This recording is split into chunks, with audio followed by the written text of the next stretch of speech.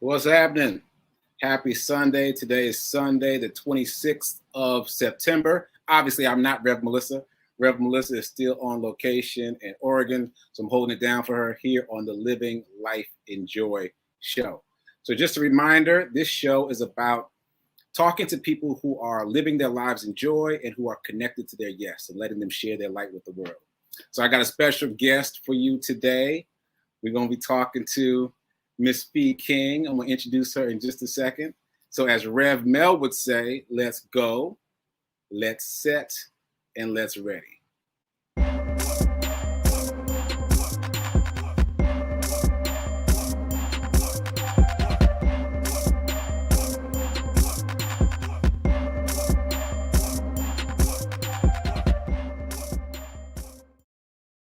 You know, I still can't believe I made that beat. That beat is hot. That beat is hot. I made that. So if you're wondering how I made that beat, go look at some of the earlier episodes. So anyway, once again, this is Living Life Enjoy. I'm talking to Fee King, so let me jump right into it. Fee King, the founder of Fee King Holdings, does a lot of things. She reminds me of somebody I know. She does a lot of different things. So here are just a few of the many things she does. So as a fitness advocate, she serves personal training clients all over the country. And she's also appeared on TV multiple times to promote her brand, Fee's Fitness Over 40. I'm going to put that up on the screen. Look at that. So you can look at that while I talk about the other things she does. As an inspirational speaker, she's won numerous awards and been certified as a competent communicator by Toastmasters. As a writer, she's the author of not one, but two different motivational books, The Cavalry Ain't Coming, You Get to Save Yourself, and How to Get from Where You Are to Where You Want to Be. They're both available on Amazon. Check those out. And as a performer, you've seen her many times on stage and screen and commercials. She's traveled the world and even gone to Edinburgh, Scotland to promote her autobiographical one-woman show, Mama Was a Bad Mother. So without further ado, I'm going to introduce to some and present to others the myth, the legend, Miss Fee King.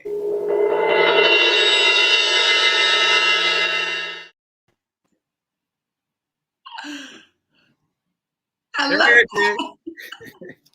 How you doing? That intro was dope. I'm well, Sekou. How you doing? You like your little drum roll? That was hot. Yeah, there it is. There it is. There it is. Yes. Okay, so the theme for Living Life Enjoy this month is love. So let's start off with the easy one. So of all the things that I listed you do just now, what is the thing you love the most and why? Oh my gosh, what a great question. I love so many things. Is it based on the things that you listed only? No, because that's my next question. What are the things that I did not list that you'd like to talk about? Let's get into those too, because there's a lot of things. There's a lot of things left out. There's a lot of things still on the table. I'll answer the first part based on what you showed. The thing that I love the most is writing, producing, performing my one-woman show. I love that so much. Yeah. And so for those people who are just being introduced to you now, tell us about your one-woman show. Tell us about that and how you ended up in Edinburgh, Scotland. I know, right? A Black girl from Omaha, Nebraska, right? Right. So, you know, I wrote the show. Initially, I wrote the show, or what I thought I was going to write was about my longtime desire to be a video dancer.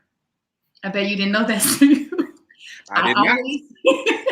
It was my dream to be in Salt and Pepper's videos, MC Light, Lil' Kim, all of them. I always wanted to be a dancer, but I didn't do the things that were required of me to become a dancer. So I took this writing workshop because I thought that that was the story that I wanted to tell about how I wanted to be a dancer, but didn't quite make it. Like I tried out for cheerleading squads in Houston and I was just like, wow. And I thought, wow, what such a kind of shallow story. And so what was birthed was my one-woman show.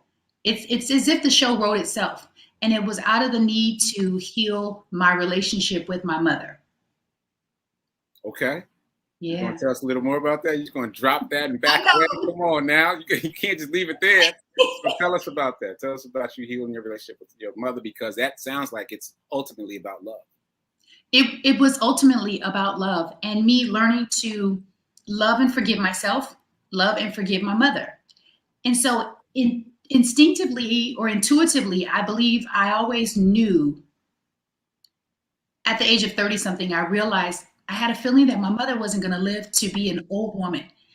And I said, ooh, we need to heal this relationship. But I didn't know how. It's not like you can go, and I wasn't able to go to my mom and say, hey, we need to sit down and heal this relationship. And so I felt like once the show started writing itself, that I could share with her how I was feeling about our relationship, about myself, and about her. And initially, it was a lot of blame. Like I was blaming my need for happiness on her actions. You know, I was like, okay, if you didn't do this, then I could be happy.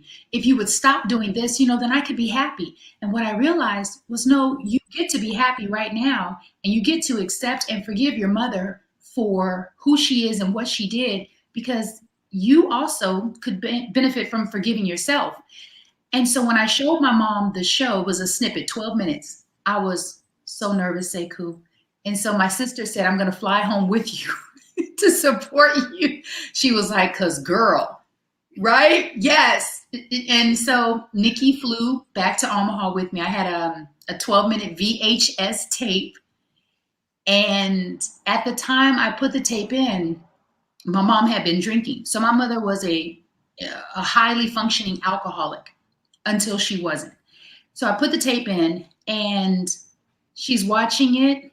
And then 12 minutes later, she said, oh, your legs look good. Girl, you got some pretty legs. And Nikki looked at me, and I looked at Nikki. And later on, Nikki just said, she's not ready. And I said, okay. And something, again, intuitively told me to continue with it. So went from 12 minutes to now it's about an hour and 25 minutes long. And in and out of my mother's sobriety, she ended up moving to LA.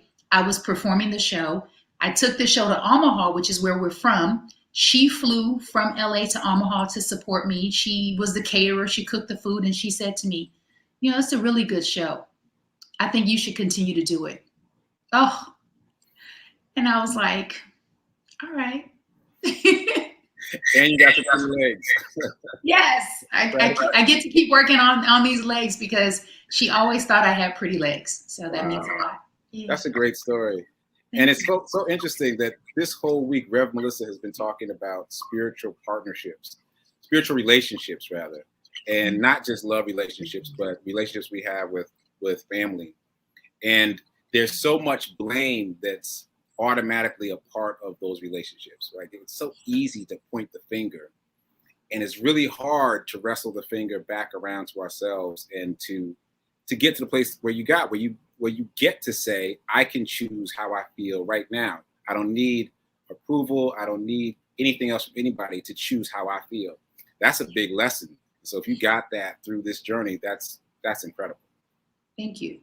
Yeah, that's dope. That's dope. So where can we see the play? Like, is it available for the folks that are just now learning about Miss Fee King and her play? I'm sure they're curious now. So let's just get that out the way now. How can people see it? Can people support it? What's the deal with that? Sekou, I have a dear friend. He's more than a friend. He's like an advisor. He's like my therapist. He's like my publicist, my PR agent. And he's been telling me for years, Fee, you should turn your one-woman show into a digital medium where people can see it online. Initially, it was VHS, and I was just like, no, because, it doesn't translate well. And I had 1,000,001 excuses. And so I never did it. But people can see clips on my YouTube page, which is FeeKing. So it's youtube.com/Fee King. You can see, I think it's about 6 minutes. And maybe in the near future, I'm going to have it edited, and maybe my friend will put his, ooey ooey on it and edit it and make it fabulous. And in the near future, my intention is to be on the road again performing it. That is my intention. Dope. Absolutely. Dope. I got to meet this guy who's giving you all these tips. Sounds like a cool person. You know, he's like my twin flame, I believe. He's Good. pretty dope. There we go. So I just put the website up for those of you who are joining us. Check it out, fee-king.com. All right, so let's do a Won't He Do It story. People are going to be seeing this on Sunday. I'm sure there's a Won't He Do It. Like I just heard a Won't He Do It just now. So maybe it's that one, but maybe you want to tell another one. Tell us a Won't He Do It story from your life, your journey. Oh my gosh, Sekou, these are great questions. Won't he do it? I mean, what won't he do? There's been so many stories. I'm just going to jump in and start with what comes to mind first. So this is what he will do. He'll take a woman who was 47 years old, who suddenly, it seemed as if it was suddenly, as if it happened overnight, as if she had no control, no say-so, no contribution to her entire life falling apart. And what he'll do is he'll give her the wisdom and the drive and the faith and the focus to go from where she was to where it is she wanted to be. And she didn't even know where she wanted to be. She just knew she didn't want to be there. So I was in a situation at the age of 47 where it seemed magically I lost everything. More importantly, I felt like I lost myself.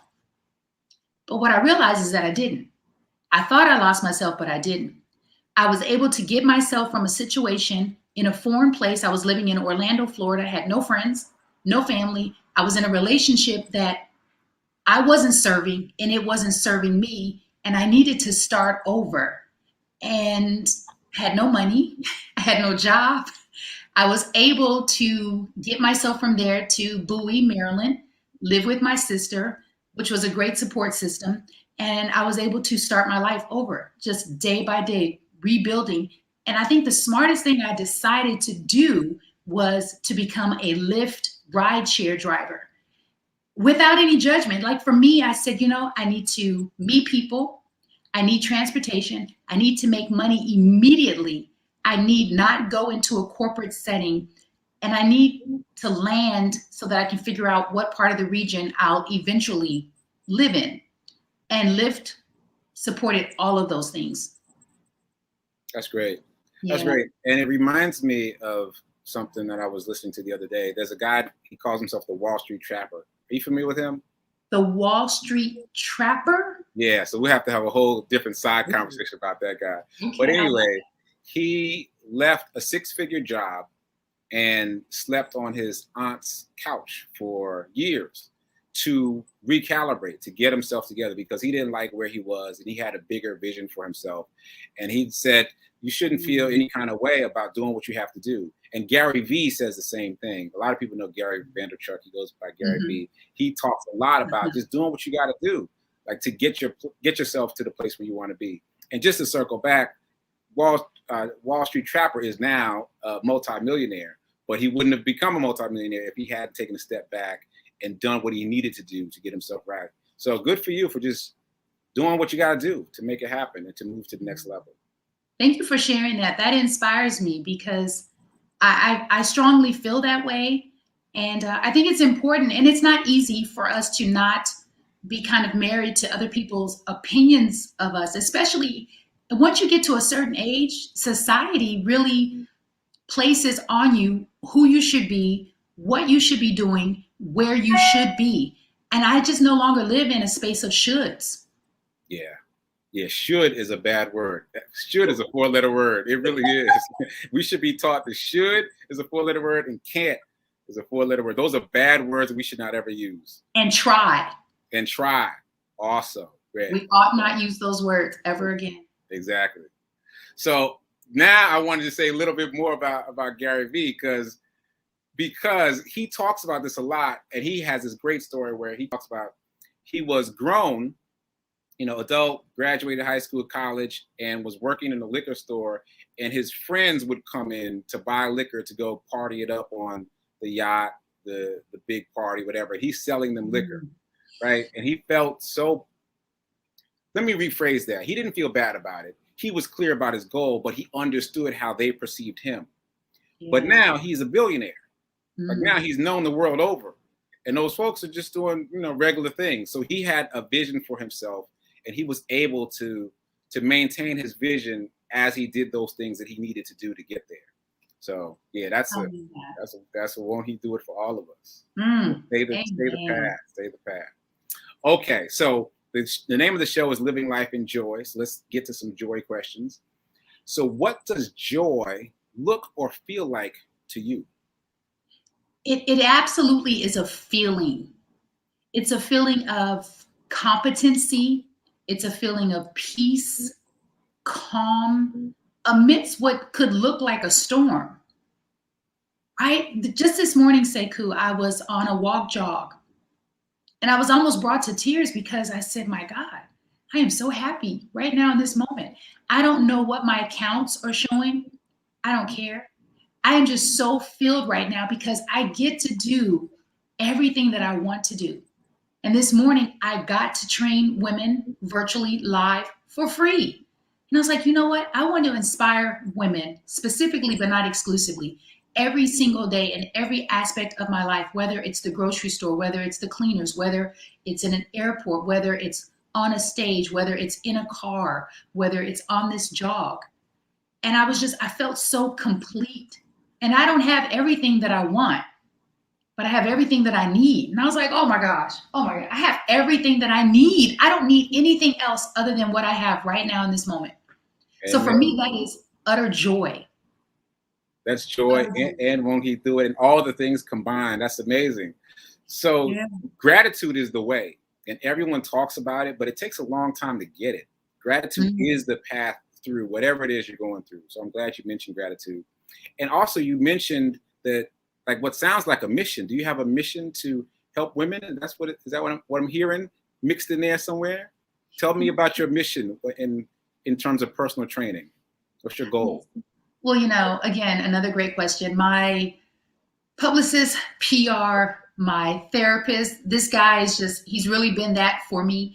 And he's helped me to better define that. And I think, and when I look back at what I love about Facebook is Facebook constantly reminds you of who you were or weren't.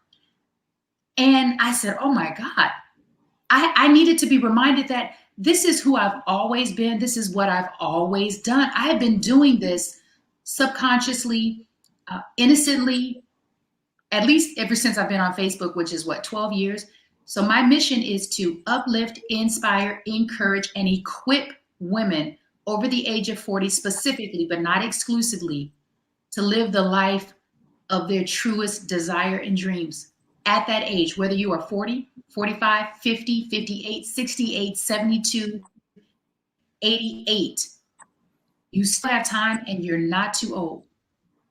That's it. That is what I am doing. That is what I will do on a bigger scale, but that is what I'm doing every single day. Just yesterday, can I share a really quick? Yeah, sure. Okay. Just yesterday, I had a massage client. She's my personal training client. I trained her and her mom together. She's, I think, 42. As we were driving, I told her I would take her home because I had another client to go to. She shared with me that she wasn't working. I was like, oh my God, right? But not one time in her share did I think, oh, she's not going to be able to afford to train with me. It never even crossed my mind until she brought it up later on. She said to me, Fee, I don't know what to do. I have no idea what the next step is. And what I really think I want to do is I want to be like you. I want to be an entrepreneur. I was so flattered. And I said, if you want my help, let me know. Because one thing I want everyone to know is being an entrepreneur is 24 hours a day. Not everybody is built for it, but the reward is so incredible because I get to feel free. I get to do whatever I want or not want every single day. And there's a price to pay for it. But when she said that to me, I said, I'm indirectly inspiring her all this time. And who knew?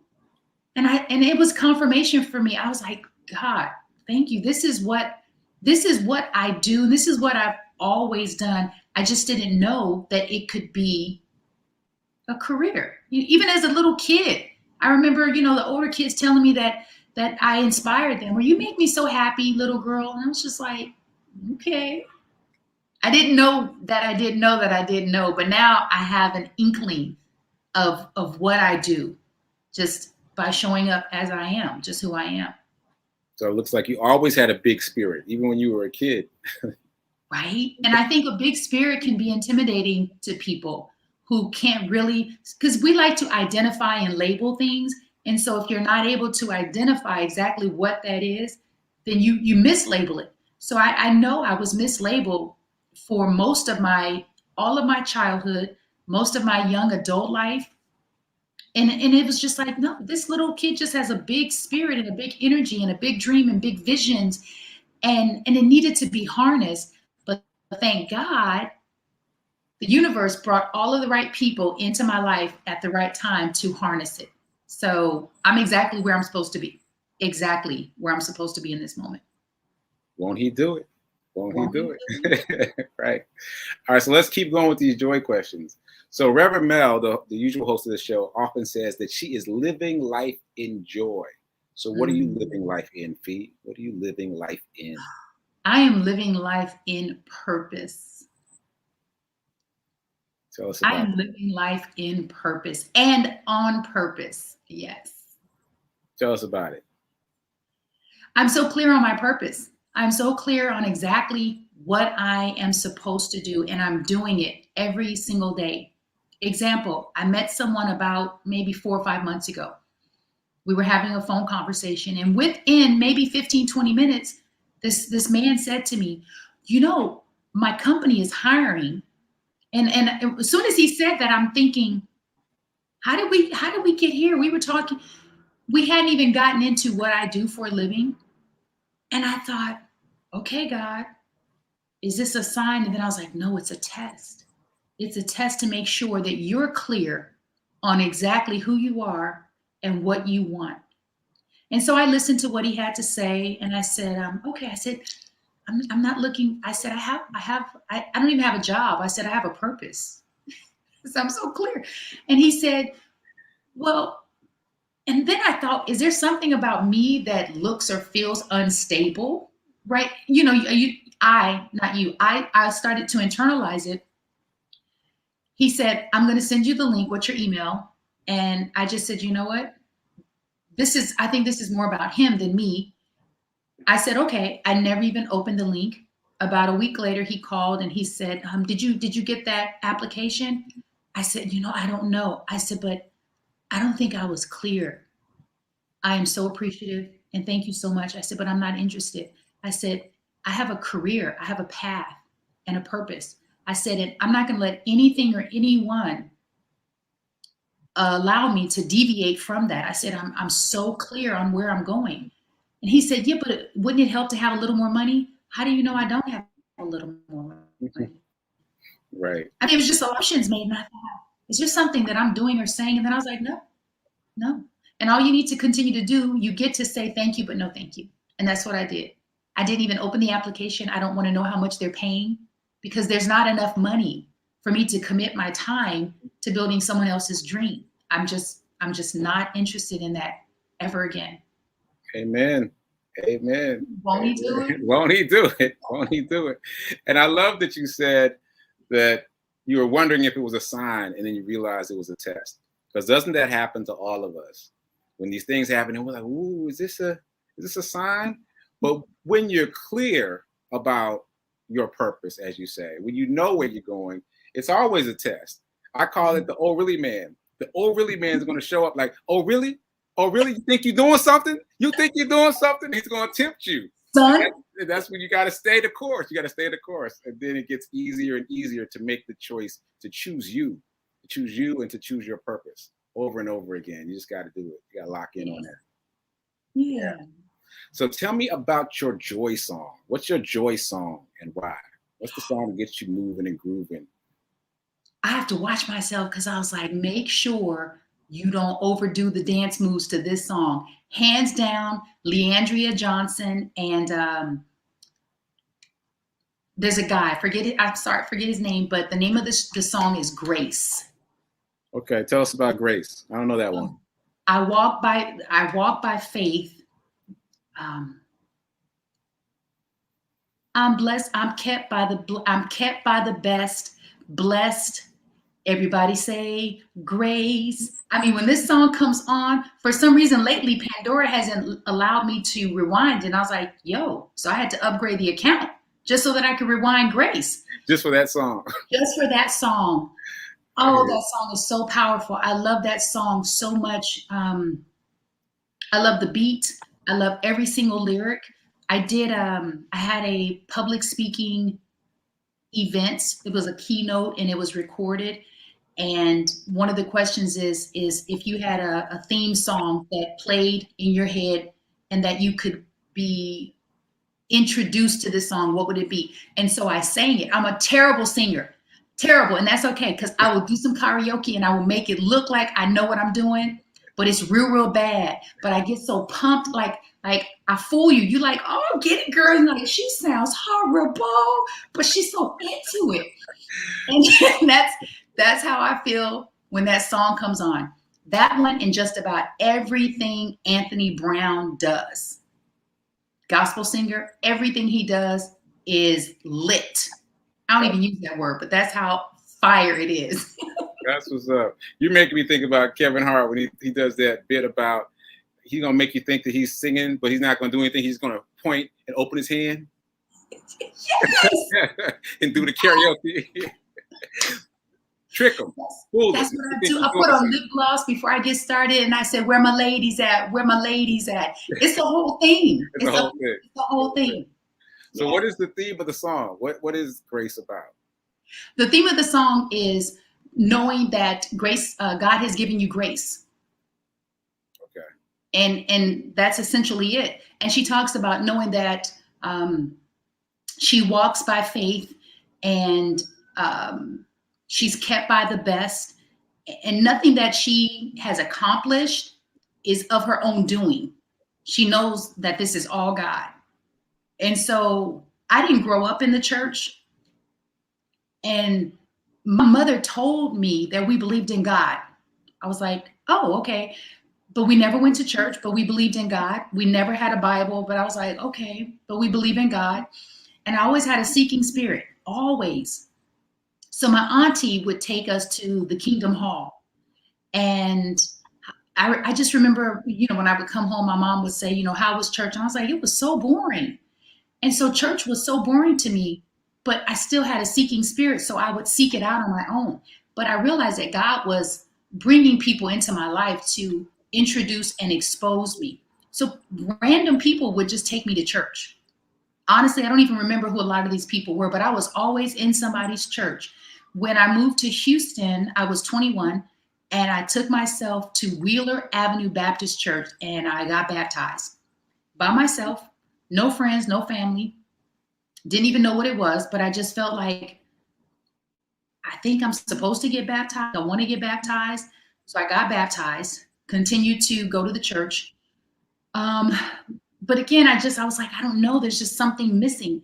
And so for me, I realized that it's the relationship is more important than the physical, the building itself. So I'm more of a spiritual person, hands down. Sometimes I go to church, but my relationship with God is 24 hours all day. It's very personal. It's very intimate. I don't feel like I need to know scripture, because there was a time where I was like, okay, I feel like I need to know some scripture. Let me get the Bible out and rehearse and then remember. And I was like, you don't need to do any of those things that you think you need to do. You just need to be present and be honest. And so now I'm just present and honest, and I like what I like, and I don't like what I don't like. Amen. Amen. Amen. So the time has just flown by. I just looked at the time and we're out of time already.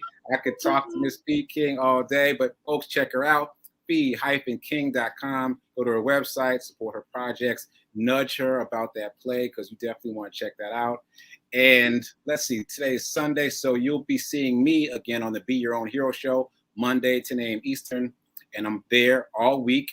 Season 2 starts Monday, where I'll be talking about spiritual financial literacy. What? Ooh. Yeah, we talk about money all next week, so come back and check me out and watch Rev Melissa at 10:30 Eastern, also Monday through Friday. So check us out tomorrow, Monday. All right, thanks, Fee King, for being with us today. Greatly appreciate you being here. Thank you, Sekou. And folks, I will see you soon. All right, later.